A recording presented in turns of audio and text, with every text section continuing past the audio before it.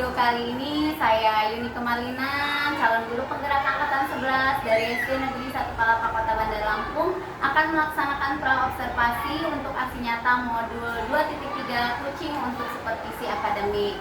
Dan di video kali ini saya ditemani oleh rekan sejawat saya, Ibu Fitri Wulandari, yang akan menjadi objek pengamatan saya. Baik, langsung saja kita menuju ke kegiatan pra-observasi saya. Assalamualaikum Bu Wulan. Waalaikumsalam Bu Ida. Gimana kabarnya nih Bu? Alhamdulillah baik, sehat dan tetap semangat Bu Ida. Alhamdulillah baik ya Bu ya. Jadi pada kegiatan hari ini kita akan melakukan kegiatan pra-observasi nih Bu. Tujuannya itu agar nanti ketika Bu Wulan sudah melaksanakan pembelajaran di kelas, saat pembelajaran, saat kegiatan observasi yang saya lakukan kepada Bu Wulan nanti bisa menjadi lebih siap, Bu Wulan jadi lebih percaya diri dengan berbagai hal yang sudah kita bahas ya Bu ya. Untuk kegiatan pra-observasi kali ini ada beberapa pertanyaan yang ingin saya sampaikan Ibu, boleh ya? Oh boleh Bu Ida, silakan. Baik Bu Wulan, untuk pertanyaan yang pertama nih, Bu Wulan, terkait tujuan pembelajaran di dalam kelas nanti apa yang akan Ibu terapkan? Ya, tujuan pembelajaran yang ingin saya terapkan ya, Bu Ida, tujuan pembelajaran yang akan saya capai dalam kegiatan pembelajaran yang akan saya lakukan, yaitu peserta didik ini mampu mengklasifikasikan perkembangan hewan secara ovipar, vivipar, dan multivipar.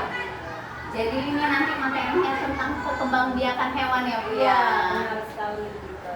Kemudian untuk area pengembangan nanti seperti apa tuh Bu yang ingin Ibu kembangkan? Ya, saya di sini ingin menekankan kepada keterampilan peserta didik. Jadi saya nanti peserta didik ini mampu melakukan aktivitas menuliskan informasi terkait perkembangbiakan hewan. Baik, jadi mereka itu nanti langsung praktek ya Bu ya, eksekusi menganalisis dari LKPD yang Ibu berikan. Kemudian Ibu juga dalam melaksanakan pembelajaran ini nanti menggunakan model pembelajaran yang apa nih yang akan Ibu gunakan? Saya akan menggunakan model pembelajaran problem based learning. Jadi pembelajaran yang berbasis masalah ya Bu ya. Tentu nanti di kegiatan pembelajaran itu ada sintak-sintak PBL-nya ya Bu ya. Kemudian untuk strateginya nih, pembelajaran apa yang nanti ingin Bu Wulan terapkan? Ya, untuk strategi pembelajaran itu saya akan menekankan kepada pembelajaran berdiferensiasi ya Bu ya. Jadi saya lebih fokus ke diferensiasi proses dan diferensiasi konten. Baik, diferensiasi proses dan konten ya Bu ya.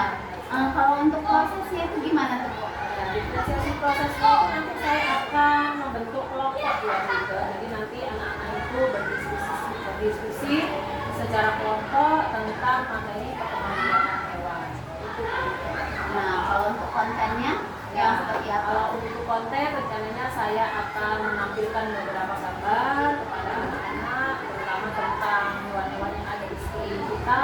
Kemudian selain gambar yang akan saya lihat ke anak-anak, saya juga akan menampilkan video. Itu karena videonya kan kita akan menekankan kepada audio visual anak-anak. Nah, pembelajaran. Untuk penilaiannya itu gimana Bu nanti diterapkannya? Ya, saya bisa menggunakan penilaiannya secara tertulis dan penilaian sikap ya. Secara tertulis, saya akan memberikan LKPD untuk diskusi bersama. Kemudian saya juga akan melakukan penilaian mandiri kepada anak-anak. Saya memberikan mandiri. Kemudian untuk sikap yang akan saya amati, saya akan berkeliling untuk memperhatikan kegiatan anak-anak dalam diskusi kelompok. Baik Bu Wulan, sasaran kelasnya ini kelas berapa nih yang dan hari apa nih rencananya? Ya, kebetulan saya ada kelas anak yang insya Allah akan saya laksanakan hari Senin gitu. Senin ya. Baik Bu Wulan, pertanyaan saya sepertinya sudah cukup ya. Saya ingin tahu saja arah kegiatan pembelajaran nanti itu seperti apa yang akan saya pantau atau yang saya ingin amati. Dan saya harap nanti pelaksanaan observasi itu Bu Wulan bisa melaksanakan kegiatan pembelajaran dengan maksimal sesuai dengan apa yang sudah Ibu rencanakan, dari tujuan pembelajaran, kemudian strategi, model, dan lain sebagainya. Saya harap juga semuanya bisa teramati ya Bu ya, bisa tercatat agar pembelajaran juga bisa maksimal untuk siswa ya Bu. Harapannya nanti kita bisa berjumpa lagi dalam kegiatan observasi. Dan setelah observasi ada pasca Bu. Baik, terima kasih Bu Wulan. Sekian dari saya, semoga bisa terlaksana dengan baik ya. Amin, amin, amin ya Rabbal Alamin. Baik, demikian kawan-kawan, itu tadi kegiatan observasi dari saya dan rekan saya Ibu Fitri Wulandari. Sampai jumpa di kegiatan observasi mendatang. Wassalamualaikum warahmatullahi wabarakatuh.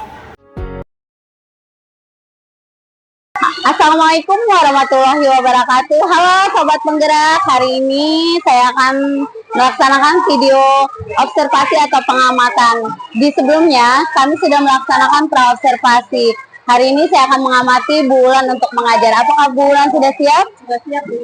Silakan mengajar Bu Wulan, saya akan mengamatinya.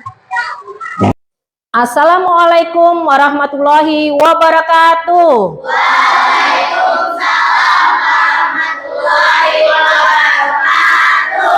Baik anak-anak, sebelum kita mulai pembelajaran hari ini, seperti biasa kita melakukan berdoa dulu. Siapa yang memimpin doa hari ini? Ya, silakan Wafi dipimpin doa kawannya. Duduk siap.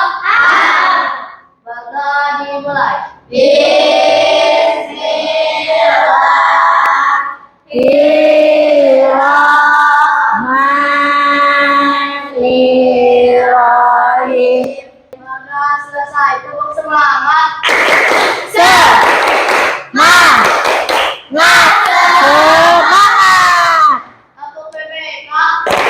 Religius, nasionalis, mandiri, gotong royong, integritas. Baik anak-anak, untuk meningkatkan rasa nasionalisme kita terhadap bangsa Indonesia, marilah sama-sama kita menyanyikan lagu nasional. Hari ini kita akan menyanyikan lagu Hari Merdeka bersama-sama.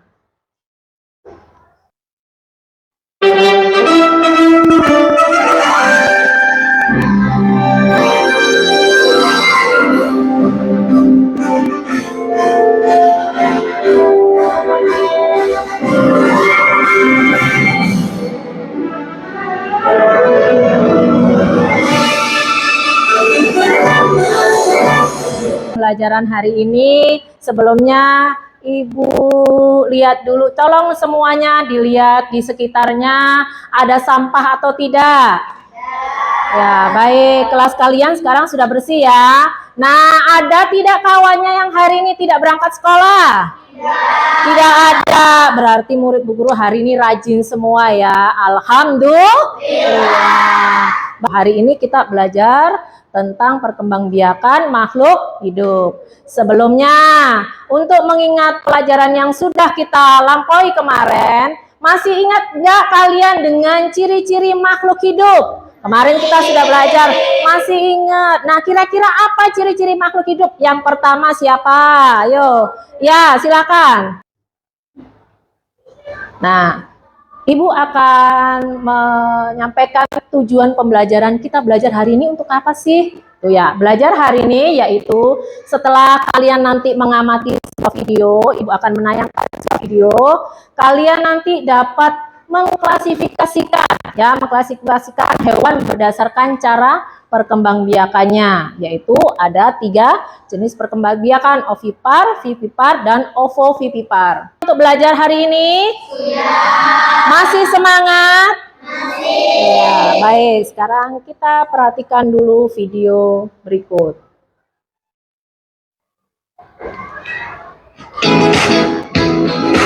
Diperhatikan ya videonya, sambil diperhatikan dan sambil diamati. Menarik tidak video yang tadi Ibu tayangkan? Ya, kita tepuk tangan dulu untuk hari ini. Kalian saksikan tadi ada 3 jenis perkembangbiakan. Nah, siapa yang tadi menyimak? Kira-kira yang pertama apa? Ovipar. Nah, siapa yang kurang paham? Ada yang ingin bertanya? Atau ada yang mengemukakan pendapat? Ya, Caesar, silakan. Kan betulnya di dalam kandungan ibunya hewan ovovivipar. Ya. Berarti telurnya itu sisanya gimana?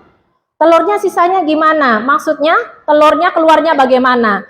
Tadi udah Ibu jelaskan bahwa di dalam induknya itu telurnya nanti mendapatkan nutrisi dari induknya.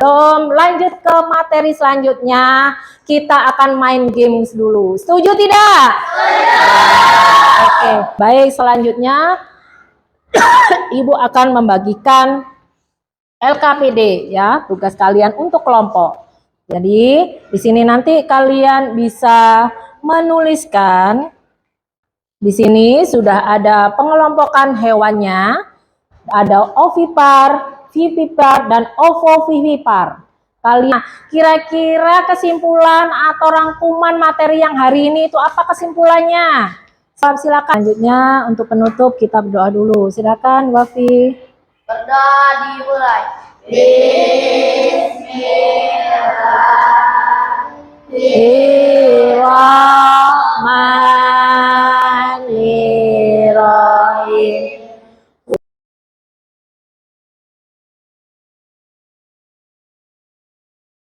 Assalamualaikum warahmatullahi wabarakatuh. Halo Sobat Penggerak semuanya, kali ini sampailah pada tahap kegiatan pasca observasi. Setelah di pertemuan yang lalu saya sudah melaksanakan kegiatan pengamatan langsung atau observasi terhadap kegiatan pembelajaran yang dilakukan oleh Ibu Wulan. Langsung saja mari kita mulai kegiatan pasca observasi. Selamat siang Bu Wulan. Assalamualaikum warahmatullahi wabarakatuh nih. Gimana kabarnya? Kabar baik, alhamdulillah. Baik Bu, jadi di kegiatan pasca observasi ini tujuannya saya ingin mengajak Ibu ngobrol nih. Banyak hal terkhusus pada kegiatan yang sudah Ibu laksanakan di pertemuan sebelumnya ya.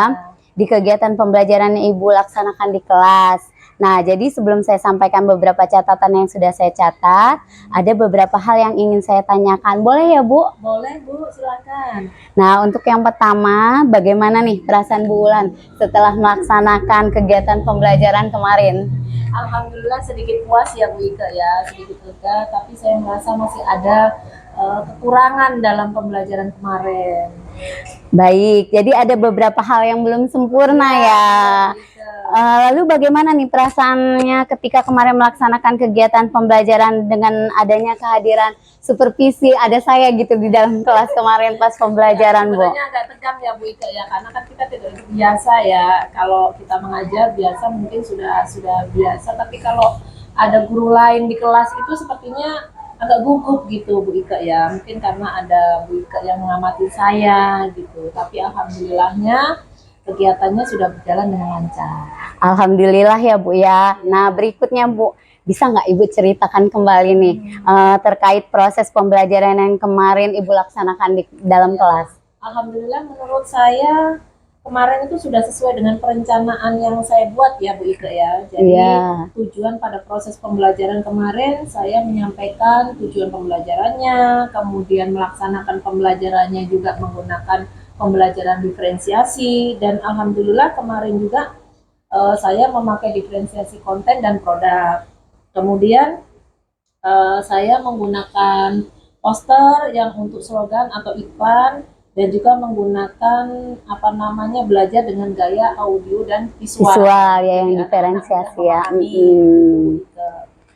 Terus untuk pembelajaran PBL-nya juga kemarin sudah terlaksana ya Bu Wulan ya? Alhamdulillah sudah terlaksana Bu Ika. Jadi saya sudah menggunakan sintak-sintaknya juga sudah terlampaui, dan peserta didik juga sudah mengikuti pembelajaran dengan tenang. Iya, ini di catatan saya juga sudah sesuai beberapa yang Ibu sampaikan di pra observasi dan pas observasi itu sudah tampak semua, terkhusus pada sintak-sintak PBL ya Bu Wulan ya. Kemarin anak-anak juga sudah diajak berdiskusi bersama, kemudian udah ada presentasinya, ada evaluasinya. Nah nih pertanyaan selanjutnya Bu, terkait hambatan nih dari proses pembelajaran yang Ibu laksanakan kemarin, ada nggak hambatan yang terjadi Bu Wulan? Untuk hambatan kemarin ya Bu Ika, mungkin dari persiapan saya ya. Kebetulan saya kemarin itu kan mengambil kegiatan pembelajarannya pada saat jam masuk. Jadi saya belum persiapan untuk LCD-nya, pemasangan proyektor, itu jadi agak sedikit memakan waktu Bu Ike. Jadi kendalanya di situ. Saya pemasangan proyektornya agak terkendala, harus mengurangi waktu yang harusnya saya sudah siap gitu. Iya. Jadi selain hambatan waktu yang sudah terbuang tadi karena persiapan proyektor ya Bu ya. Terus ada hambatan lagi nggak Bu selain yang proyektor, persiapan proyektor tadi? Ya, ada Bu Ike. Pada saat pembelajaran berlangsung itu ada beberapa anak itu yang hanya diam saja. Jadi dia tidak mengemukakan pendapatnya gitu. Jadi selain hambatan saya pada teknisnya, hambatan LCD-nya tidak terpasang sejak awal, juga saya melihat anak-anak itu ada yang beberapa anak itu yang memang dia tidak aktif, itu hanya hanya diam saja gitu, memperhatikan tapi dia hanya diam aja, tidak aktif gitu. Jadi dia hanya mengandalkan teman gitu ya Bu ya. Keaktifan siswanya kurang menyeluruh ya Bu ya. Nah, itu juga memang kemarin saya amati terjadi ya Bu. Nah, terkait hambatan-hambatan yang terjadi nih Bu, menurut Ibu alasan apa sih kok bisa hambatan ini terjadi? Alasan menurut Ibu pribadi nih? Karena saya lihat kemarin itu saya kurang maksimal mungkin ya Bu itu ya dengan anak itu. Jadi saya hanya melihat anak yang pintar dan aktif. Karena biasanya kita itu kalau anak-anak belajar kelompok, mereka tunjuk tangan itu biasanya anak-anak yang hanya pintar. Oh iya.